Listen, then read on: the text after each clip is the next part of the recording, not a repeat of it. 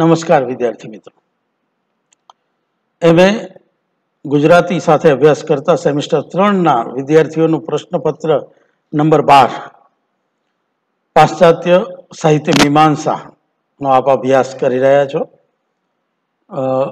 પ્લેટો અને એરિસ્ટોટલ પૂર્વે થી શરૂ કરી અને આપણે ગ્રીક પરંપરાના મુખ્ય ત્રણ પ્લેટો, એરિસ્ટોટલ અને લોન્જાઇનસ એનો અભ્યાસ પ્રમાણમાં સારી રીતે કર્યો છે. હવે આગળ વધીએ. ટી.એસ. એલિયટ, જે ગઈ સદીનું બહુ જ મોટું નામ છે. આમ તો મીમાંસાનો અભ્યાસ આખી પરંપરાને જો સમજીએ તો જ વ્યવસ્થિત રીતે કરી શકાય, કારણ કે વાળા પલટાઓ આવતા હોય છે.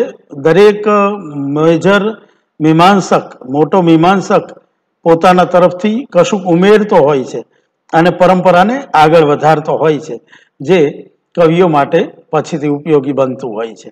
તો આ એક સ્વાભાવિક ક્રિયા છે, એટલે આપણે એ પરંપરાને જાણવી જોઈએ, પણ સમયના ફ્રેમને નજરમાં રાખીને અહીં કલાકમાં વાત કરવાની છે. એટલે એલિયટને ઘડનારા, આમ તો એલિયટ માટે કહેવાયું છે કે એ પ્રતિવાદ રજૂ કરે છે. એમના સમયે જે પરિસ્થિતિ સર્જાયેલી સાહિત્ય વિવેચનની, સાહિત્યની, ઇમ્પ્રેશનિઝમ, પ્રભાવવાદીઓની અને સ્વચ્છંદતાવાદીઓના કારણે જે કેટલાક અરાજકતા સર્જાયેલી સાહિત્યમાં, એ સંદર્ભે એલિયટે એક વ્યવસ્થાને સ્થાપન કરેલું, પરંપરાનું પુનઃ પ્રસ્થાપન કરેલું. તો એવા એલિયટ વિશે આજે આપણે વાત કરવાની છે. એટલે બીજી વિગતોમાં ઓછા જવાના બદલે એમણે જે કેટલાક મહત્વના વિચારો આપ્યા છે એની વાત કેન્દ્ર સ્થાને રહેશે. ઈસવીસન 1888માં જન્મેલા એલિયટનું અવસાન 1965માં થયું છે. આ સમયગાળામાં એમણે જે બદલાવ લાવ્યો એ માટેના એમણે જે વિવેચન ગ્રંથો લખ્યા, એમાં the sacred word, selected essays, the use of poetry and the use of criticisms, poetry and drama, on poetry and poets, આ જે વિવેચન ગ્રંથો છે એ બહુ જ મહત્વના નીવડે. એમની કવિ તરીકેની અત્યંત જાણીતી રચનાઓ એટલે ધ વેસ્ટલેન્ડ, ભાગ્યે જ કોઈ એનાથી અજાણ હશે, the hollow men, collected poems, ash Wednesday અને ફોર ક્વાર્ટર્સ, આ એમની બહુ જ જાણીતી કવિ તરીકે પ્રસ્થાપિત કરતી રચનાઓ છે.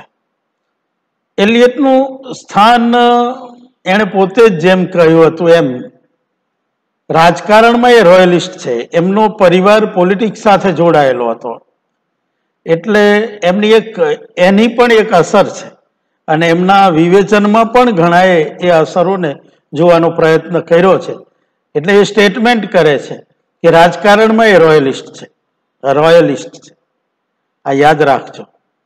સાહિત્યમાં એ પ્રશિષ્ટતાવાદી છે, ક્લાસિક સાથે એનું મન જોડાયેલું છે, અને ધર્મમાં એ એંગ્લો કેથોલિક છે. આ શબ્દોને સમજવા, આ શબ્દો પાછળની ભૂમિકાને સમજવી હોય તો તે સ્વાભાવિક એક લેક્ચર એના માટે અલગથી જોઈએ. કમનસીબે એટલો સમય અહીંયા નથી, ક્લાસમાં એ વાત કરતો રહું છું, તો એ ત્યાં આપણે વધારે સમજશું. આગળ કહ્યું એમ એ એમની પૂર્વેના જે પરિબળો છે એના પ્રત્યાઘાત રૂપે ઘણા બધા વિચારો આપે છે અને એને સામે પોતાની એક દલીલ રજૂ કરે છે અને ગાઢ રીતે રજૂ કરે છે, અને એનો ખાસો પ્રભાવ પણ જોવા મળે છે. એમનું પદ્ય નાટક, જે એક નવી શરૂઆત છે, નાટકની પરંપરા જૂની છે પણ એમાં એ કેટલુંક નવું પદ્ય નાટક રૂપે કરે છે. Murder in the cathedral, the family reunion અને ધ કોકટેલ પાર્ટી, આ એમની બહુ જ જાણીતી નાટિકાઓ, પદ્ય નાટકો છે. આ એમની મહત્વની રચનાઓ છે અને એ તમારે યાદ રાખવી જોઈએ. ખાસ કરીને વિવેચન કૃતિઓ, એમના કાવ્યની કૃતિઓ અને એમના નાટકોની કૃતિઓ. વિવેચન વિશે આપણે વધારે વાત કરવાના છીએ. એ સમયે જે સાહિત્યમાં કેટલાક મૂળભૂત જે બદલાવો આવેલા એ એલિયટના ઘડવામાં, એલિયટની વિચારધારાને ઘડવામાં બહુ જ ઉપયોગી નીવડા છે. ખાસ કરીને એ સમયે વલણ જે બદલાયું છે, કારણ કે એની આગળનો સમય આપણે જ્યારે મુખ્ય પરિબળોની વાત કરી ત્યારે કરેલી છે, એમ કે ડાર્વિન અને સિગમન્ડ ફ્રોઈડની અસર મોટી છે એ ગાળામાં. એમણે વિચારવાની માનવજાતની જે પરંપરા હતી એમાં પેરેડાઇમ શિફ્ટ લાવેલા, બહુ જ મોટો વળાંક બધા જ ક્ષેત્રમાં, માત્ર સાહિત્ય નહીં, કલાઓ નહીં, પણ સમાજ હોય, રાજકારણ હોય કે માનવ જીવનને સ્પર્શતી કોઈ પણ માનવ વિદ્યાઓ હોય, એમાં વિચારવાની પેટર્ન આ ગાળામાં બદલાય છે અને એ ગાળામાં એલિયટનો પ્રવેશ છે. એટલે એ સમયે તમે જુઓ ને તો વૈજ્ઞાનિક પદ્ધતિએ વિવેચન કરવાનું વલણ વધ્યું છે. ખાસ કરીને એને સાહિત્ય કૃતિઓ નહીં ખપમાં લે છે. એ ભલે વિજ્ઞાન, ભૌતિક વિજ્ઞાન હોય કે બીજા વિજ્ઞાનો હોય, પણ એની પદ્ધતિઓ સાહિત્ય વિવેચનમાં વપરાવા લાગી છે. આ એક મોટું પરિબળ છે. એની અસર એવી થાય છે કે સાહિત્ય એ માત્ર કલા નહીં રહેતા વિજ્ઞાન તરફ જાણે કે દિશા કરવા લાગે છે. સાહિત્યને પણ વિશ્લેષણ દ્વારા, કલાને પણ વિશ્લેષણ દ્વારા સમજી શકાય, વિજ્ઞાનની જેમ સમજી શકાય, ભલે અમૂર્ત હોય તો પણ સમજી શકાય વર્ગીકરણ કરીને. એ વાત વધારે કેન્દ્રમાં આવવા લાગી છે. આ એલિયટના ઘડનારા જે બળો છે અથવા એને જે ભૂમિકા મળી છે એની વાત આપણે કરીએ છીએ. વિવેચન વિશે પણ ભાવકનો મિત્ર કે માર્ગદર્શકની જેમ તમે આગળ ક્રોચે અને એનાથી આગળના જ્યારે રિચર્ડ્સની વાત કરીએ કે ઇંગ્લેન્ડની જે આખી પરંપરા કે લેટિનની જે પરંપરા છે થોડી ઘણી, કે એનાથી આગળ ગ્રીકની વાત છે, તો એમાં વિવેચક છે જાણે કે મિત્ર છે ભાવકનો અથવા માર્ગદર્શક છે. એના બદલે વિવેચનનો ભાર વધારે જાણે કે નિષ્ણાતો માટે લખતો હોય એ પ્રકારના લખાણ તરફ વધે છે એલિયટના સમયમાં. અને વધારે સાહિત્યની પ્રક્રિયાને, રચના પ્રક્રિયા અને કવિ ઉપર કેન્દ્રિત થતો જોવા મળે છે. ભાવક ઉપરનું ફોકસ બદલાઈ અને કવિતા સર્જન અથવા કવિના ચિત્તને સમજવાનું મથામણ વિવેચનમાં વધી છે. અને આ બધાની અસરથી જુદી જુદી ચિકિત્સા પદ્ધતિના વિવેચકો સક્રિય થાય છે, તૈયાર થવા લાગે છે જુદી જુદી પદ્ધતિએ. એ પદ્ધતિ એટલે કેટલાક પૃથક્કરણની પદ્ધતિ વાપરતા હોય તો એ લોકોનું મેં આગળ કીધું એમ કે એમને કવિ અને કવિતાના ઘડતરમાં વધારે રસ છે, સાહિત્યની ગુણવત્તામાં વધારે રસ છે, એમને ભાવક તરફ ઓછો ઝોક છે. અને એટલે એ વાચક ઉપર કેવો પ્રભાવ પાડે છે કૃતિઓ એના તરફ બહુ ધ્યાન નથી આપતા. આ બદલાવ પણ નોંધવા જેવો છે. જેમ પૃથક્કરણાત્મક રીતે કામ કરનારા વિવેચકો છે એમ મનોવૈજ્ઞાનિક રીતે વિવેચન કરનારાઓ પણ એ સમયે એક્ટિવ થયેલા છે અને ખાસા થયેલા છે. એ દિશામાં ઘણું બધું કામ થઈ રહ્યું છે. અને એને વધારે રસ એ છે કે કોન્શિયસ મગજની ઉત્પાદકતા કરતા સબકોન્શિયસ અને અનકોન્શિયસ એના દ્વારા કેવી અસરો પડી છે સર્જનમાં, એ શોધવા તરફ એમનું વલણ વધારે થયેલું જોવા મળે છે. આ એક બીજું પરિબળ પણ નોંધપાત્ર છે. જે અભિવ્યંજનાવાદીઓ હતા એ સંસ્કાર અને અભિવ્યક્તિને જ, એટલે કે કવિ ચિત્ત પર પડેલા સંસ્કારો અને એની કઈ રીતે અભિવ્યક્તિ થઈ છે એને જ કેન્દ્રમાં રાખી અને વાત કરતા હોય છે. મોટા ભાગે એમનો જોક એ તરફ તપાસમાં રહેતો હોય છે. તો આ પણ એક વલણ હતું એ સમયનું. સમાજશાસ્ત્રીય વિવેચકો એ સમયે એક્ટિવ થઈ જાય છે અને તમે જાણો છો કે કાર્લ માર્ક્સની મોટી અસર સમાજશાસ્ત્ર અને એને અનેક ધારાઓમાં એ રીતે સમાજશાસ્ત્ર અને એને કારણે માનવ જાતને જોવાના દ્રષ્ટિકોણમાં આવેલા બદલાવને, સમુદાયને જોવાના દ્રષ્ટિકોણમાં આવેલા બદલાવને આ વિવેચકો કેન્દ્રમાં રાખે છે.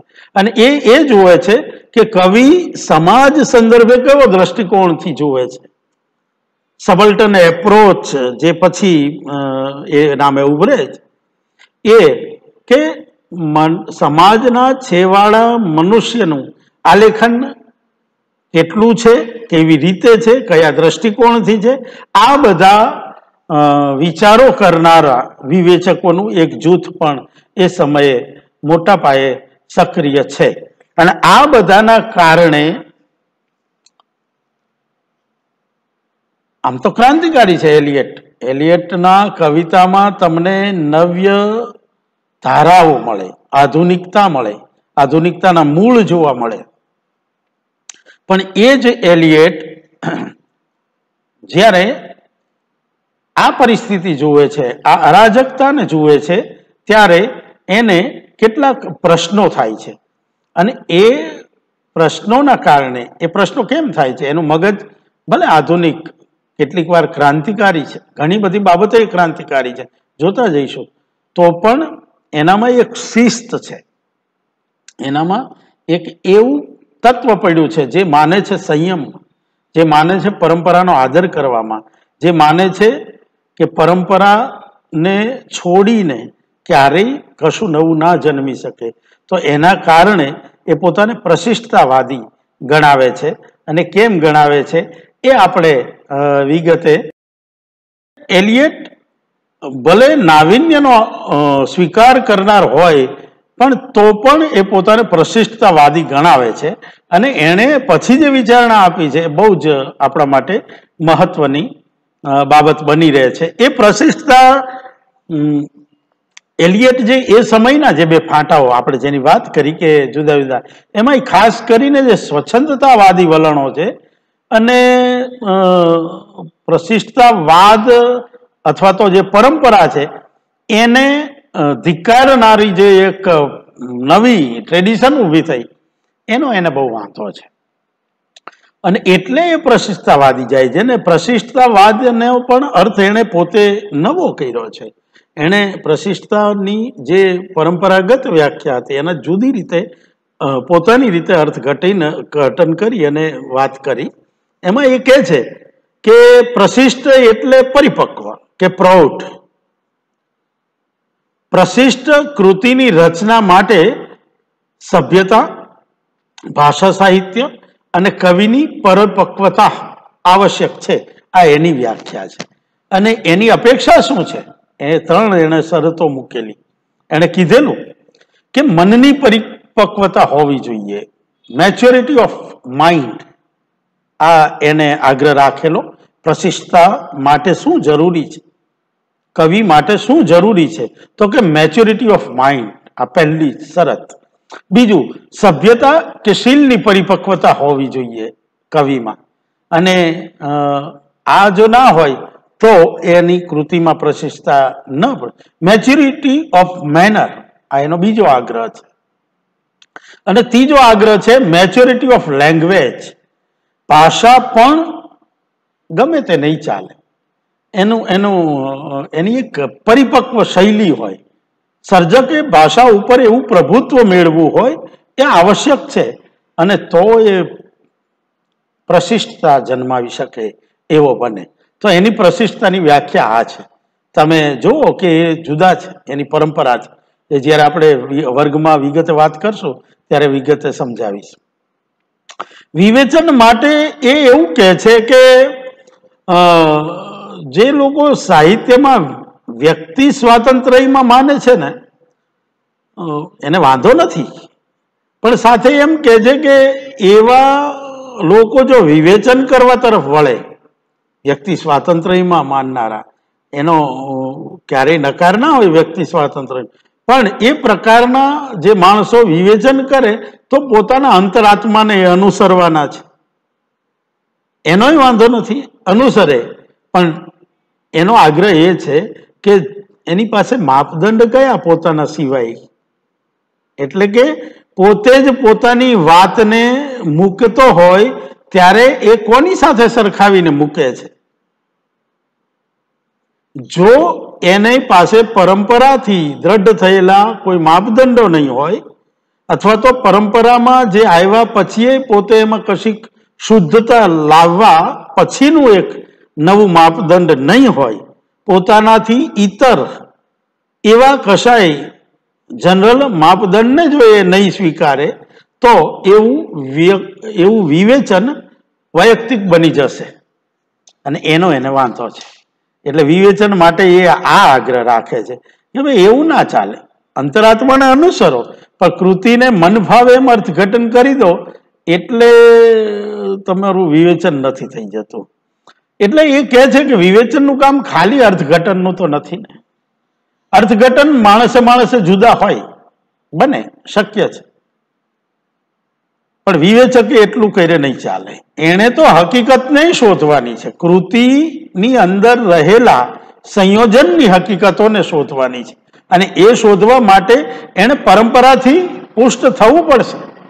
એને ખબર હશે કે પરંપરામાં આ વસ્તુઓ સંયોજિત થઈ છે અને એને તપાસવામાં આવી છે, અને એના મુકાબલે જો એ તપાસવાના બદલે પોતાની રીતે તપાસશે તો પણ અર્થઘટનો મનગણત થઈ જશે. અને ઘણીવાર શું થશે એનાથી કે કવિએ બિચારો નહીં જાણતો હોય કે પોતે શું કહેવા માંગે છે, અથવા તો પોતે આ રચવા માંગતો હતો, એવા અર્થઘટનો કાં તો એ ઓવર રીડિંગ હોય કાં એ અંડર રીડિંગ હોય, એ દિશામાં જવાની શક્યતાઓ વધુ થઈ જશે. એટલે વિવેચકને એ આગ્રહ રાખે છે કે પરંપરાને જાણવી જોઈએ અને એણે અસત્ય હકીકત શોધવી જોઈએ. એટલા માટે થઈ અને પરંપરાએ માન્ય કરેલા ધારાધોરણોને સ્વીકારવા જોઈએ, એવી વાત એણે સ્વીકારી છે. માત્ર પોતાના અભિપ્રાયો થોપી દેવાથી તો કાવ્ય અને કવિ બંનેને સરવાળે નુકસાન જાય. એ પરંપરાને તમે માપદંડ રાખો, કશુંક આધાર તરીકે રાખો, ત્યારે જ કોઈ પણ કવિ અથવા તો કવિતાનું મૂલ્યાંકન યથાયોગ્ય રીતે થઈ શકે છે. એટલે પ્રશિષ્ટ વિવેચક જો એ આગ્રહ કરે છે કે પ્રશિષ્ટ વિવેચક પરંપરા અને તત્કાળ ના જ્ઞાનને ખપમાં લેશે, પૃથક્કરણ કરશે, મૂલ્યનું અંકન કરશે, મૂલ્યાંકન કરશે, અને ખાસ તો હકીકતોને અને સત્યોને આંતરબાંધણીને ઉજાગર કરશે. એલિયટ વિવેચક પાસે આ અપેક્ષા રાખે છે. બાકી એના સમયે જે વિવેચકો જે રીતે આ બધા નવા આગળ જે કયા એ વાદ વિચારોથી પ્રેરાઈને જે શરૂ કરેલું વિવેચન, એમાં તો ઘણીવાર કવિએ ધાર્યું ના હોય ને એવું, અથવા કૃતિમાં ન હોય એવું પણ વિવેચક શોધી કાઢતો હતો, અને બિચારો સર્જક તો સાવ બાજુ પર રહી જાય. એવા વિવેચનનો એ અસ્વીકાર કરે છે. વિવેચનની અમૂર્ત શૈલીનો એ વિરોધ કરે છે. આપણે ત્યાં નામ નથી દેવા, પણ એવા વિવેચકો છે જે અમૂર્ત વિવેચન કરતા હોય. એમના વિવેચનના અંતે ખ્યાલ જ નહીં આવે કે એ આખરે કહેવા શું માગે છે. દ્રષ્ટાંતો સાથે સુવ્યવસ્થિત અત્યંત ક્લિષ્ટ ભાષા સાથે, અથવા તો અમૂર્ત વાતો અને વિચારોની જ જિકર કરી અને કહેતા હોય. દાખલા તરીકે ઘણા કે એમ સાહિત્ય એ માનવ જાતની સંવેદનાઓનો થીજી ગયેલો ઇતિહાસ છે, આવી વ્યાખ્યા છે એક બહુ આપણા જાણીતા વિવેચકે કરેલી, કે સાહિત્ય એ માનવ જાતની સંવેદનાઓનો થીજી ગયેલો ઇતિહાસ છે. એકદમ એબ્સ્ટ્રેક્ટ એવી વ્યાખ્યા થઈ, આમાંથી કશું નીકળે નહીં, અને જે લાગુ કરવું એ બધું કરી શકાય. તો આવી એબ્સ્ટ્રેક્ટ વાતો કરવાથી વિવેચન ના ચાલવું જોઈએ.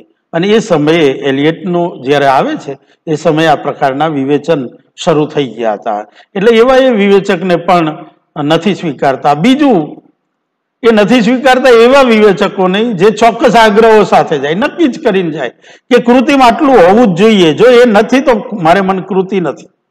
અત્યારે એવા આગ્રહો મળશે ને, તમે જોજો નક્કી હોય, ચોક્કસ વિભાવનાઓ, ચોક્કસ ધારણાઓ, ચોક્કસ પ્રકારનું આલેખન જો નથી જે કૃતિમાં, તો એ કૃતિનો હું સ્વીકાર નહીં કરું. આવું જે માનનારો વર્ગ છે એવા વિવેચકોનો પણ ટી.એસ. એલિયટ વિરોધ કરે છે. ખરેખર તો કૃતિનું વાસ્તવિક દર્શન કરવા માટે શાસ્ત્રીય પદ્ધતિએ કરાતું અવલોકન એ જ યોગ્ય ગણ્યું છે. એણે એવું કીધું છે કે વિવેચક પરંપરાને સમજતો હોવો જોઈએ અને એના આધાર રાખીને, એમાંથી નીપજેલા જે માપદંડો છે એને આધાર રાખીને કૃતિમાં જન્મેલા નવેન્મયસોને એ પ્રગટ કરે. જો આ મોટી સરસ વાત છે. તમારે તડકાને ઉપસાવવો છે તો છાયાને તો સમજવી પડશે ને, અને છાયાની પાસે રાખીને જ તડકો સાબિત થશે. આ જે સાપેક્ષ વાત છે, સાપેક્ષતાનો સિદ્ધાંત છે, માનવ ચિત્તની સમજવાની આ જે શૈલી છે એને એલિયટ સ્વીકારે છે. એ કહે છે કે વૈજ્ઞાનિક પદ્ધતિ બહુ જ સારી છે. ઉદાહરણ સાથે તાર્કિક રીતે પૃથક્કરણ કરીને વિશ્લેષણ કરવાનું કહે છે, પણ સભાન રીતે કહે છે. વિશ્લેષણ એટલે ખંડ નથી કરી નાખવાનું. સમજવા માટે ખંડ પાડીને અખિલાઈનું દર્શન કરાવવાનું છે. આ વિશ્લેષણને સ્વીકારવાની વાત એ કરી છે. એક બીજી વાત પણ એને સરસ કરી, એ કે કૃતિનો સૌ પહેલો વિવેચક તો ખરેખર એનો સર્જક જ હોય છે. કૃતિનું વિવેચન સર્જકથી જ શરૂ થઈ જતું હોય છે. જ્યારે સર્જન પ્રક્રિયા શરૂ હોય અથવા તો પૂરી થાય એ સમયે એટલે સર્જક જે છે એ પોતે જ કૃતિના ગુણ દોષને તપાસતો હોય છે અને એ વધારે રિયલ હોય છે. આવું એણે કીધું છે. એણે વિવેચકનો ધર્મ પણ કહ્યો છે. પણ એનો મતલબ એવો નહીં કે આગળનું જે વિધાન કર્યું કે કવિ એ પહેલું વિવેચન કરે, પણ સાથે એ કહે છે એનો મતલબ એવો નહીં કે કવિ જ વિવેચક થઈ શકે. ના, એમાં તો એક જાતની નિકટતા દાખલ થઈ જાય. પક્ષકાર છે ને કવિ, આખરે તો એ કવિતાનો જનક છે, એટલે એમાં અંગતપણું આવવાની પૂરી સંભાવના છે. એટલે જે કૃતિ સર્જાયા પછી જે કવિ પોતે કરે છે વિવેચન, એ જુદું છે. એને બોલવું પડે વિવેચન રૂપે, એ તો બહુ જ ખરાબ વસ્તુ છે. પણ સાથે સાથે એ કહે છે કે વિવેચક એ કૃતિથી દૂર ન હોય, તટસ્થ હોય, એને સ્વનું કે પરાયું એવો કોઈ ભાવ ના હોય. એ તાટસ્થ્ય બહુ જ જરૂરી છે.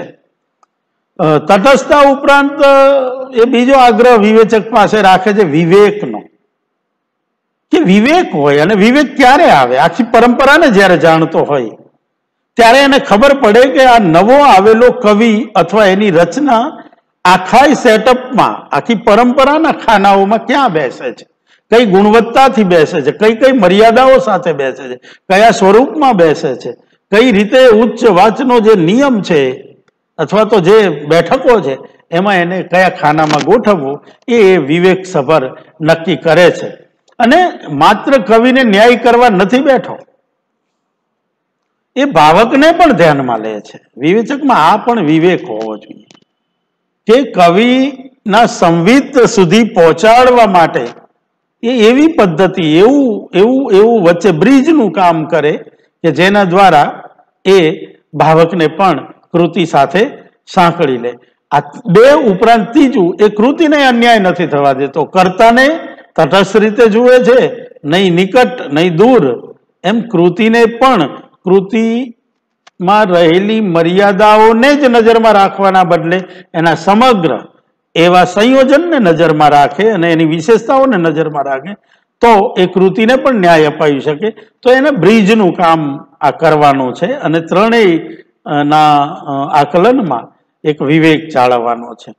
એટલે વિવેચક એને મર્મગ્ન હોવો જોઈએ, તટસ્થ હોવો જોઈએ, બહુશ્રુત વિદ્વાન હોવો જોઈએ, વિવેકી હોવો જોઈએ, આગ્રહો પૂર્વાગ્રહોથી એ મુક્ત હોવો જોઈએ. જો અને એણે એક સરસ વાત કરી કે એ માનવ વિદ્યાઓનો જાણકાર હોવો જોઈએ. ખાલી એને કલાઓનો અભ્યાસ કર્યો હોય, સાહિત્યનો જ અભ્યાસ કર્યો હોય તો નહીં ચાલે.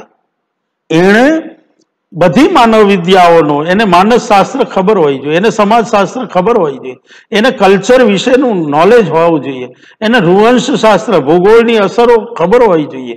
જો આ એ બધું જાણતો હશે તો એ વિવેચક કૃતિને અને પરંપરાને સાચા અર્થમાં ન્યાય આપી શકશે.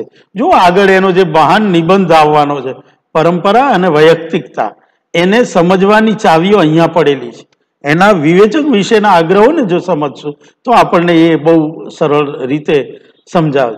સાથે સાથે એક બીજો આગ્રહ એ રાખે છે, આ બધું તો પોથીનું જ્ઞાન થયું, જીવનના મહત્તમ અનુભવોનો બધું ના મળવી શકે, પણ જીવનના મોટા ભાગના જીવન અનુભવનો પ્રત્યક્ષ કે પરોક્ષ એ જાણકાર હોવો જોઈએ, ઠરેલ એવો અનુભવી હોવો જોઈએ.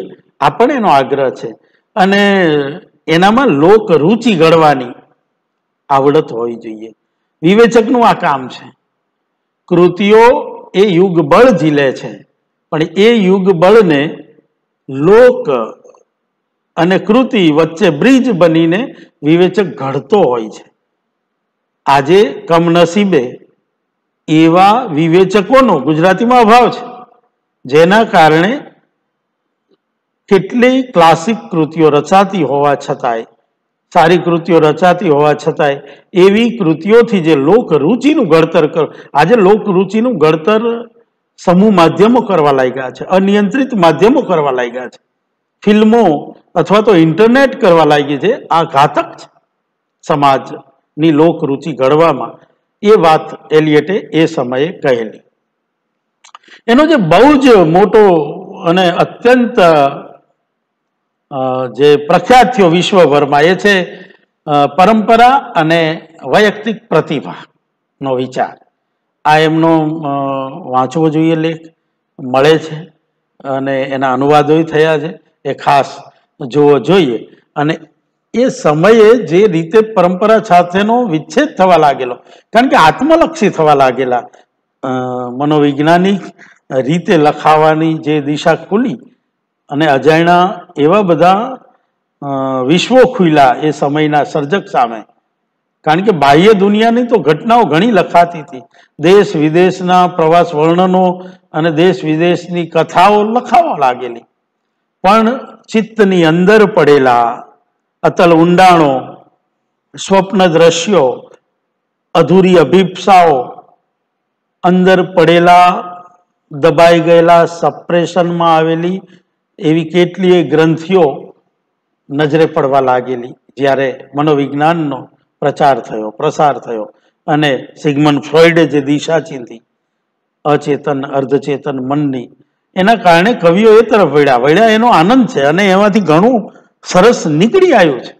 પણ એની એક મર્યાદા એ આવી કે એટલું બધું અંતર્મુખી આલેખન થવા લાગ્યું, આત્મલક્ષી આલેખન થવા લાગ્યું કે જાણે કે બહારના સંદર્ભો બિલકુલ છૂટી ગયા. અને પરિણામે જે એક, કારણ કે નવા અનુભવો હતા, નવી રીતિઓ હતી, એને અભિવ્યક્ત કરવા માટે જે રોજબરોજની અથવા પરંપરાથી કેળવાયેલી જે ભાષા હતી એ સ્વાભાવિક જ કામ ના આવી. અને એના કારણે આત્મલક્ષી સ્વપ્નાઓને, એસણાઓને, સંવેદનાઓને આલેખવા માટે થઈને એણે જે ભાષાના પ્રયોગો કરવા પડ્યા, જે ટેકનિકના ઉપયોગ કર્યા, સિમ્બોલિક આલેખન, સ્વપ્ન દ્રશ્યોનું આલેખન, આંતરચેતના પ્રવાહનું આલેખન, આ બધી જે ટેકનિક આવી એના કારણે મુશ્કેલી એ થઈ કે એમાં ભાવકનો તો બિલકુલ એકડો નીકળી ગયો. ભાવકને ધ્યાનમાં રાખીને લખાવાનું બંધ થતું ગયું. અને આ એક પ્રકારની સ્વચ્છંદતા હતી. તમે જ્યારે કશું કહેવા માંગો છો ત્યારે સામે કોઈકને સંભળાવવું જરૂરી છે ને, સમજાવવું જરૂરી છે. સંભળાવવું, પછી સમજાવવું, અને સમજાયા પછી તમે જે કહેવા માંગો છો એ સંદર્ભે સમજાવવું. આ એક આખી પ્રક્રિયા છે કલાની. અને એમાં જે ભાવકનો છેડો છે એ દૂર થવા લાગ્યો, કારણ કે આલેખન સંકુલ થવા લાગ્યા. અને એ સંકુલ આલેખનો ધીમે ધીમે કવિને પણ એક જાતની નિરંકુશ અવસ્થામાં મૂકી દે છે અને ભાવક તરફ એનું ધ્યાન નથી રહેતું. પરિણામે એક ખાઈ સર્જાવા લાગી. આ એલિયટને નથી ગયું. એણે એ કારણે આત્મગત કવિતાનો વિરોધ કરેલો છે, કેમ કે એને અરાજકતા અનુભવાય છે ને સાહિત્યમાં, કે આવું થોડું હોય, સામેના છેડાને જોવાનું જ નહીં, એની હાજરીને અવગણવાની.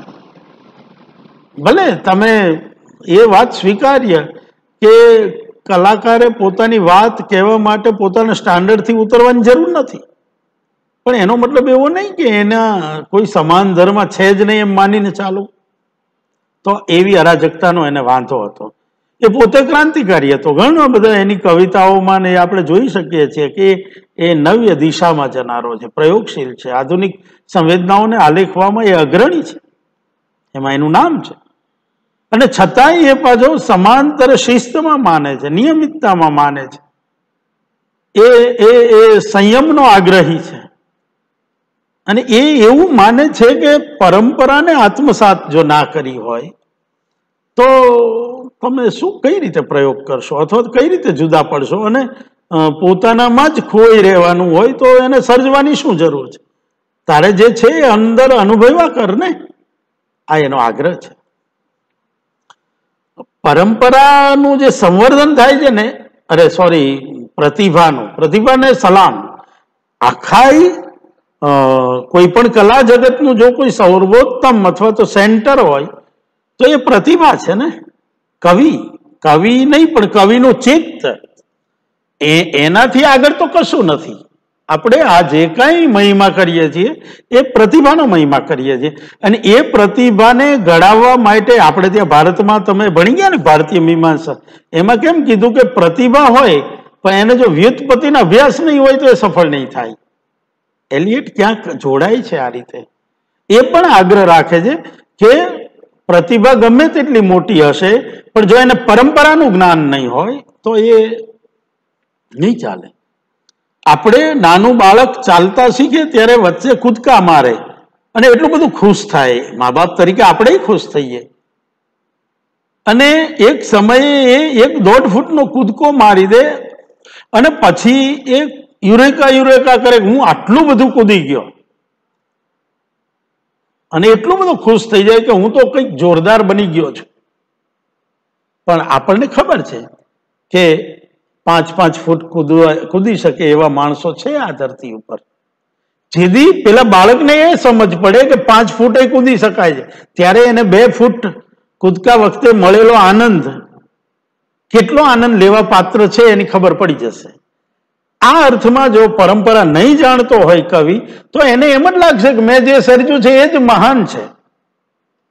તો આ પ્રતિભાને પણ પરંપરાને સમજવી આવશ્યક છે. એ અર્થમાં એ પરંપરાને કહે છે કે આ બહુ જ જરૂરી છે. કલાકારનું મહત્વ આંકવું હોય ને આપણે તો પણ આખી પરંપરાના મુકાબલે જ કરી શકાય. કાલિદાસ બાણ થી શરૂ કરી અને ઉમાશંકરને આપણે કેમ ઉમાશંકર જોશી ગણીએ છીએ, કેમ મેજર કવિ ગણીએ કે સુરેશ જોશીને આપણે કેમ મોટું માન આપીએ છીએ? કારણ કે આપણે બીજા એનાથી ચડિયાતા અથવા એનાથી ઉતરતા એવા કવિઓ વિવેચકોને જાણીએ છીએ. તો આ સાપેક્ષ જો પરિસ્થિતિને ના સમજીએ, એટલે કે પરંપરાને ના સમજીએ, તો પ્રતિભાનું મહત્વ નથી રહેતું અથવા પ્રતિભાનું યોગ્ય મહત્વ નથી થતું.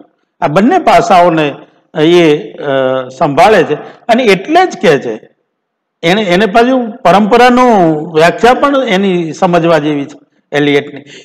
એ કહે છે કે પરંપરા એટલે ઇતિહાસ નહીં, ભૂતકાળ નહીં. પરંપરા ક્યારેય ભૂતકાળ ના હોય. પરંપરા એટલે તો સાતત્યપૂર્વકનો પ્રવાહ છે જેમાં પ્રતિ પળે નવું ઉમેરાતું રહે છે. એ નદી જેમ નાવીન્ય છે, તળાવડું નથી, કોઈ જૂનું ગંધાઈ ગયેલું. એટલે પરંપરાનો વિરોધ ના કરો. પરંપરાની અંદર એક નહીં અનેક પ્રતિભાવો આવી અને નાવીન્ય ઉમેરતું જતા હોય છે. તો એ વાતનો એણે આગ્રહ કર્યો છે. એટલે કે વર્તમાન પણ પરંપરાનો જ અંશ છે.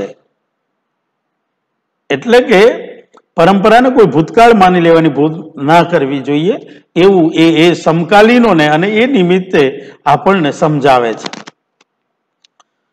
એ કહે છે કે પરંપરાનો જો ત્યાગ કરી દો ને તો વર્તમાન તરત જ તમે ગુમાવી દેશો. આ વાતને સમજવા જેવી છે. અને એણે માત્ર કાવ્ય કે કલાના સંદર્ભે આ વાત નથી કરી. એણે એવું કીધું છે કે પરંપરા એટલે માત્ર કળાની પરંપરા નહીં. તમે કવિતાઓ કેવી લખાય, ગીતો કેવા લખાયા, મહાકાવ્યો કેવા લખાય, એની જ વાત નહીં. પરંપરા એટલે તમારા રોજિંદા કાર્યો, રોજિંદા કર્મકાંડો, રોજિંદી જીવનશૈલી, તમારા ખોરાક, તમારા કપડાં, તમારી રહેન સહેન, આ બધું જ એક પરંપરાનો ભાગ છે જ ને. આપણી હેરસ્ટાઇલ પણ પરંપરાનો ભાગ છે, આપણું ખાવાનું પણ પરંપરાનો ભાગ છે, આપણા કપડાં પહેરવાની રીતો, આપણા તહેવારો, આ કલ્ચર આખું, સમાજ આખો એ પરંપરા છે. એને જો નહીં સમજતા હોય તો તમે ક્યારેય કોઈ પ્રતિભા એનાથી અળપાયા વિના અથવા તો આને આ બધી બાબતોને લીધા વિના ક્યારેય મોટો કવિ ના બની શકે. આમાંથી જ તો એ તાકાત મેળવતો હોય છે.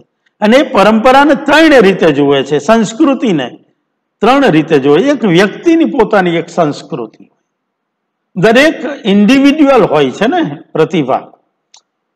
દરેક વ્યક્તિની ખાવા પીવાની ભલે એક જ પરિસ્થિતિઓ હોય તો પણ એને જીવવાની શૈલી, એને સમજવાની રીતો બધાની અલગ છે. તો એક વૈયક્તિક સંસ્કૃતિ છે.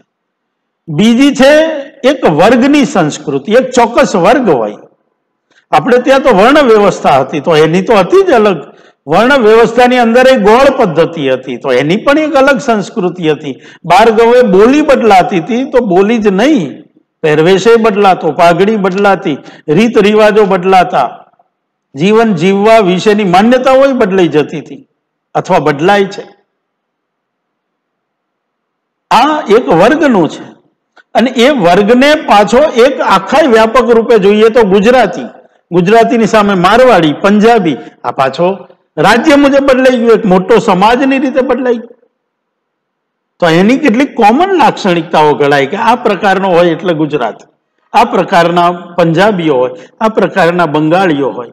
અને એ જ રીતે જ્યારે વિશ્વના ફલક ઉપર જ્યારે વિચારીએ ત્યારે આ ઇન્ડિયન છે, આ પાકિસ્તાની છે, આ અમેરિકન છે, આ ચાઇનીઝ છે, એ રીતે આપણે ઓળખીએ છીએ. તો એની એક આઈડેન્ટિટી હોય છે, એક સમગ્રતયા કે ભારતીય હશે તો આવો હશે, પાકિસ્તાની હશે તો આવો.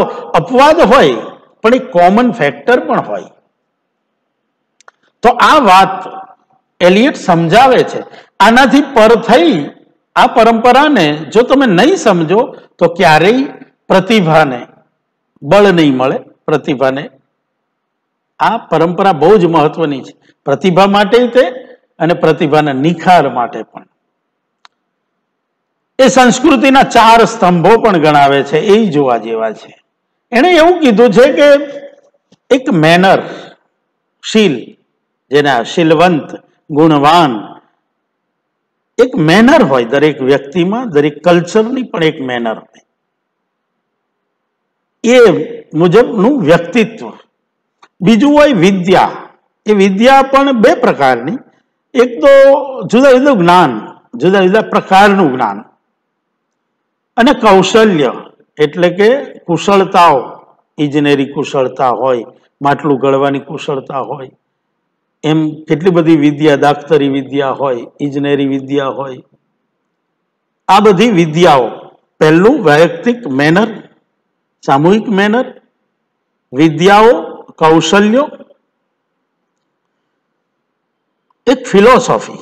દરેક સમાજની પોતાની એક ફિલોસોફી હોય, તો એ પણ એક મહત્વનું છે. અને દરેક સમાજને કલાની એક આખી પરંપરા હોય. આ 4 આધાર સ્તંભો છે. આ 4નું જેટલું આત્મસાત કરે વધારે, આ 4 વિના પેલી પ્રતિભા જ સંભવે નહીં, અથવા તો એકાંગી રહી જાય, અથવા તો મુરઝાઈ જાય. આવું એલિયટ આપણને બહુ સરસ રીતે સમજાવે છે. એટલે એ ફરી ફરીને કહે છે કે પરંપરા એટલે ભૂતકાળ નહીં, પરંપરા એટલે પૂરેપૂરો વર્તમાન, પણ જેમાં ભૂતકાળની સીધી અસરો છે. એનાથી ક્યારેય એક પ્રવાહ છે, એનાથી કપાઈને ક્યારેય કોઈ સર્જક ના થઈ શકે. તો આ સમજવું જોઈએ. હવે એને પ્રતિભા આ બધાથી લિપ્ત હોય તો જ એ ઇન્ડિવિડ્યુઅલ રૂપ ધારણ કરી શકે. હવે આ સમજવા જેવો મુદ્દો છે. વૈયક્તિક પ્રતિભા કઈ રીતે નિર્વૈયક્તિક બને એની એને સરસ મજાની વાત કરી છે. પર્સનલ ને ઇમ્પર્સનલ કઈ રીતે બનાવો છે. અને એટલે એ કહે છે કે કવિએ પોતાનું વ્યક્તિત્વ લોપ કરીને પરંપરાઓને જીવિત વિકાસ કરવાનો છે. કવિએ કઈ પોતાના ગુણગાન ગાવા, પોતાના જીવનની ઘટનાઓ આલેખી દેવી, પોતાના જીવનમાં બહુ જ પોતાને એમ લાગતું હોય કે મારા લગ્ન થયા હતા એનાથી ઉત્તમ તો કશું જ જીવનમાં ઘટના નહોતી. એ ઘટના તમારા માટે બરાબર છે. એ પ્રેમની અનુભૂતિ તમારા પર્સનલ લાઈફમાં બરાબર છે, મહાન હશે. પણ જ્યારે એને તમે કવિતામાં મૂકો છો, તમારી રચનામાં મૂકો છો, ત્યારે એ પર્સનલ રહીને જો આલેખાતી હશે, નિજી જિંદગીમાં રીતે આલેખાતી હશે તો એમાં નિર્વૈયક્તિકતા નહીં આવે. ને તો બીજાને શા માટે રસ પડે? આજથી 200 વર્ષ પહેલા કે 20 વર્ષ પહેલા થઈ ગયેલા કોઈ માણસના પ્રેમની ઘટનાને અથવા તો દુઃખની ઘટનાને આજે આપણે સાંભળીએ તો એમાં રસનું તત્વ બચતું નથી, સિવાય કે કલાત્મક આલેખન હોય, નિર્વૈયક્તિક આલેખન હોય. એમાંથી કશોક આપણને બોધ. દાખલા તરીકે મહાભારત કાળનું યુદ્ધ, તો એ યુદ્ધ જે ઘડે છે એ યુદ્ધ આપણને જો પર્સનલ રીતે લડવાનું હોય તો કશો રસ નથી, એનાથી દૂર જવાનો પ્રયત્ન. પણ એ યુદ્ધ આપણને નિર્વૈયક્તિક રીતે આલેખાયું છે અને એટલે સદીઓથી ભારતને કેટલા બધી દિશાઓ આપે છે. એ યુદ્ધ પૂર્વેના કારણો અને પછીની પરિસ્થિતિઓ, આ બધું જ આપણા જીવનને પર્સનલ ને ઇમ્પર્સનલ બનીને માર્ગદર્શક બની રહે છે, આનંદ આપનાર બની રહે છે. તો આ આગ્રહ એમનો છે. કવિનું જીવન અને વ્યક્તિત્વ તો પરંપરાના પ્રવાહમાં ક્યાંય ખોવાઈ જવાનું છે. એ કંઈ હાથ નથી રહેવાનું. સમય જાય પછી નરસિંહે એના જીવનમાં શું કર્યું હતું એનું મહત્વ નથી. નરસિંહે કેવા પદ લખ્યા છે એનું મહત્વ છે. એના જીવનમાં એ 5 વખત ફલાણી મુશ્કેલીનો સામનો કરેલો કે 25 વખત આનો, એનું કોઈ મહત્વ રહેતું નથી. એ બધું તો જીવનની સાથે દફન થઈ જાય છે, રહી જાય છે એણે કરેલા સંઘર્ષની, એણે એવા જે જીવનના સત્યો પામ્યા છે જે પછીની પેઢીને ઉપયોગી બનવાના છે, એવા સંયોજનો જે પામ્યો છે, એવા તથ્યો જે પામ્યો છે, એના આલેખનની આ વાત બહુ જ મહત્વની છે. અને એ આપણે સમજવા માટે એલિયટ આપણને દિશા આપે છે.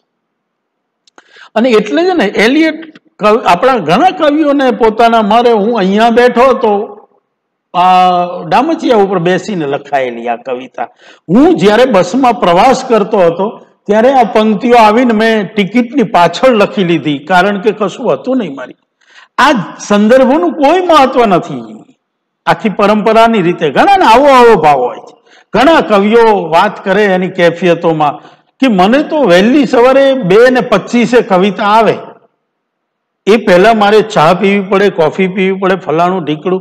અરે યાર મૂક, કેવી આવી તારી રચના, કયા સત્યને લઈને આવી, જીવનના કયા એવા રૂપને એ પ્રગટ કરનારી આવી છે, એ જોવામાં અમને રસ છે. તું કેટલા વાગ્યા? એટલે એલિયટ આવા જીવન સંદર્ભોનો વિરોધી છે. એ ના પાડે છે કે સાહિત્યને બને એટલું વસ્તુનિષ્ઠ બનાવો, પર્સનલ નહીં. એટલે તમે આજે બોલબાલા છે, આત્મકથનાત્મક રૂપોની, સંસ્મરણોની બોલબાલા છે, એનો એક અલગ ભૂમિકા છે, એનું એક મહત્વ છે. આત્મકથાઓનું એક જુદા પ્રકારનું એ કલાકૃતિ તરીકે એલિયટ નકારે. એને શું છે, ઠીક છે, એમાં બહુ રસ લેવા જેવો નથી. બિનઅંગત આલેખોને એ માને છે કે કવિ તો ખાલી માધ્યમ છે, કેટેલિસ્ટ તરીકે ઓળખાયો છે. એણે એવું કીધું છે કે ખાલી એને હાજર રહેવાનું છે કેટેલિસ્ટ તરીકે. પેલા પ્રયોગમાં કેવું કે તાંબાનો સળિયો મૂકો તો જ અમુક દ્રાવણ માં પરિવર્તન આવે, પણ પાછો તાંબાનો સળિયો એમાં કોઈ રીતે ભળતોય નથી ને અલગ નથી રહેતો, એની હાજરી અનિવાર્ય છે. કવિનું એવું કે છે કે એ એન્ટેના છે એક અર્થમાં. આ કલ્ચર, આ સમાજ, આ પરંપરા, એનાથી ઘડાયેલું એક યુગ બળ એ આપણને એક જાતનો, એ યુગબળ આપણને એક જાતની તાકાત આપે છે ને એ કવિને આપે છે.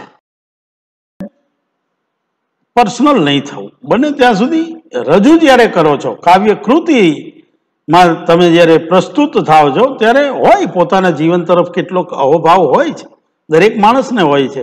અને ખાસ કરીને જ્યારે સમય વીતી ગયો હોય છે, ભૂતકાળ બની ગયો હોય છે પોતાનો, એમાં બહુ જ રોમાંચક રત્નો એને મળતા હોય છે ભૂતકાળમાંથી, વાત સાચી છે. પણ એને જ્યારે રજૂ કરવાના આવે કૃતિમાં ત્યારે એ પર્સનલપણું છોડી દો, એને બિન અંગત રીતે મૂકો. કારણ કે પછી એ કોઈ પણ કૃતિ જ્યારે જન્મી જાય છે પછી એ કૃતિ કવિની નથી, એ યુગની છે, એ આખી પરંપરાનો એક હિસ્સો છે. અને એમાં વ્યક્તિત્વનું લોપન થવું જોઈએ અને પરંપરાનું સ્થાપન અને વિકાસ થવું જોઈએ. આ એટલે કવિ તો એ કહે છે કે કવિ એ કાવ્યનું માધ્યમ છે, એ પોતે વિષય નથી, પોતે પોતાનો વિષય ના બનાવાય. એટલે આ રીતે કહે છે. અને એટલે એ તપાસે છે કે કવિનો ભૂતકાળ સાથેનો સંબંધ આવવાનો સ્વાભાવિક આવે.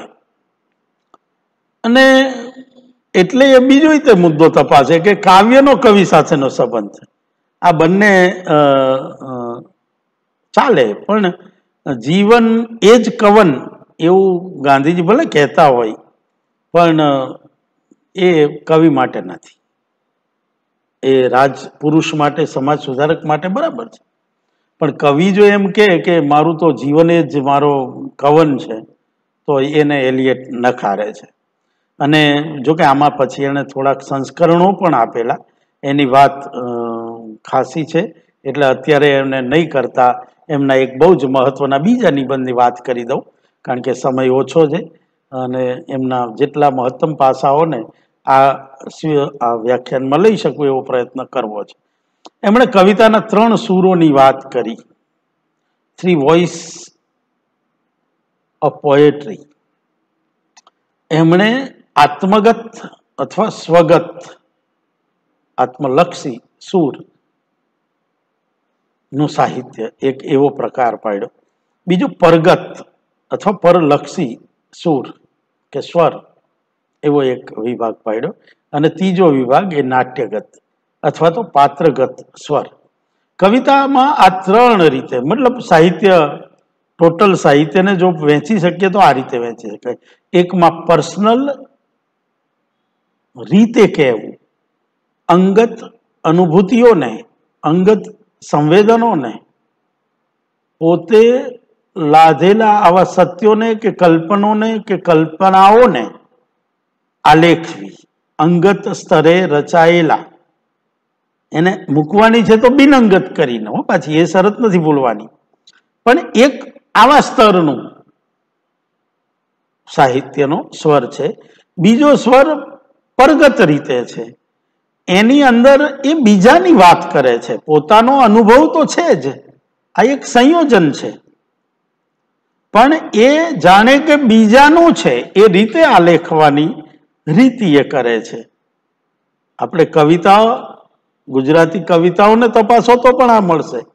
પર્સનલ અનુભૂતિને વ્યક્ત કરતા કેટલા બધા સમી સાંજનો ઢોલ ઢબુકતો જાન ઉગલતી માલે. હવે તમે આને વિચારજો કે આ પરગત પ્રકારે સંવેદનાને આલેખી છે.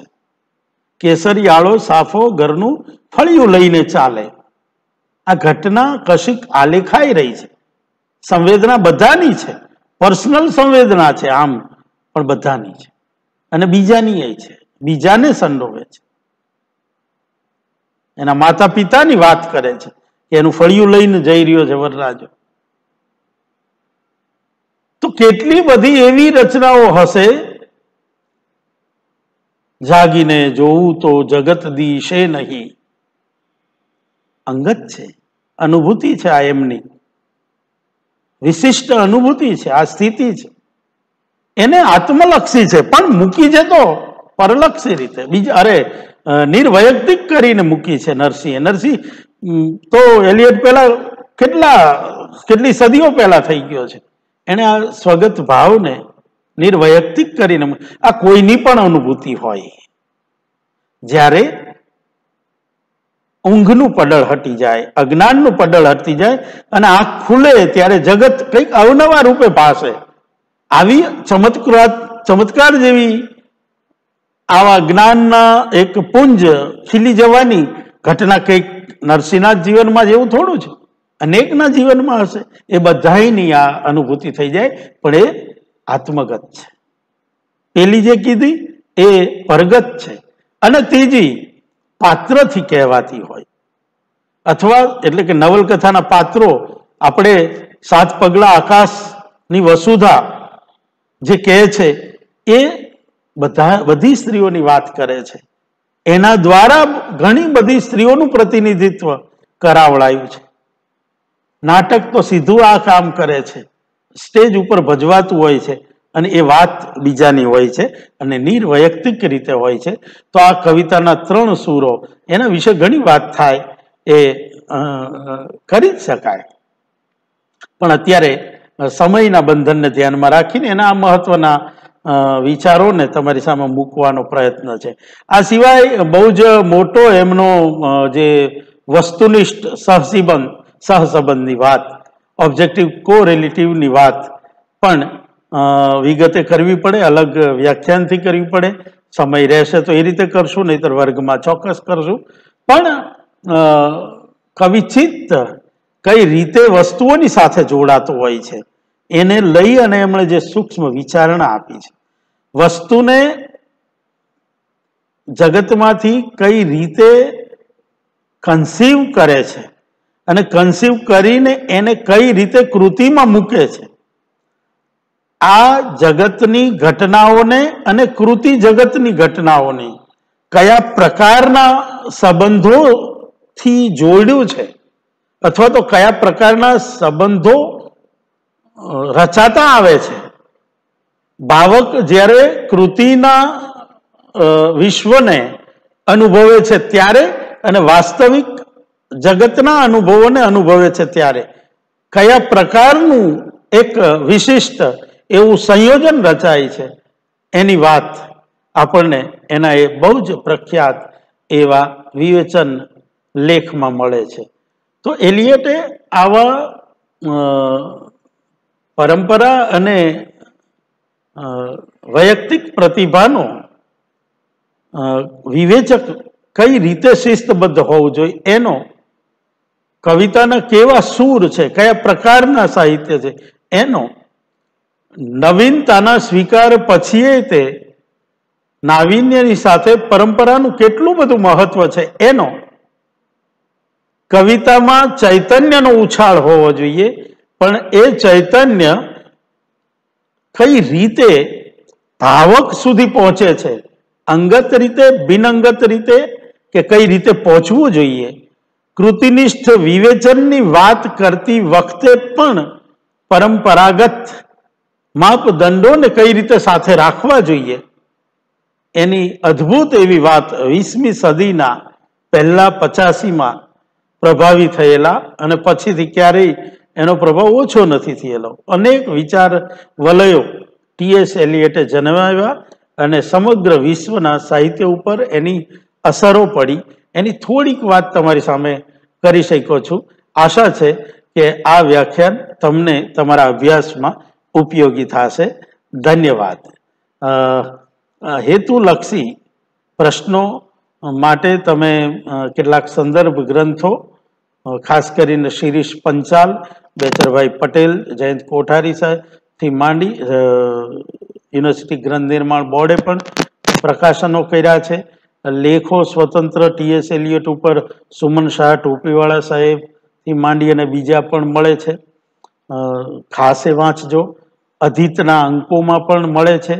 તો ટી.એસ. એલિયટ વિશે ખાસું સૌંદર્ય કલા મીમાંસા નામના પુસ્તકમાં પણ મળે છે. પાર્શ્વ પ્રકાશનો દ્વારા પણ કેટલાક પુસ્તકો પ્રકાશિત કરાયા છે. તો આ બધા સંદર્ભ ગ્રંથોનો ઉપયોગ કરી અને ટી.એસ. એલિયટની વાત મેં થોડાક ઓલામાં કરી છે, એને તમે વધારે વિગતે સમજવા માટે મથો એવો પ્રયત્ન જરૂર કરશો અને એમાં આ વ્યાખ્યાન કદાચ ઉપયોગી થાય. આપ સૌને મને સાંભળો એ માટે આભારી છું. સૌને શુભેચ્છાઓ પાઠવું છું. ધન્યવાદ.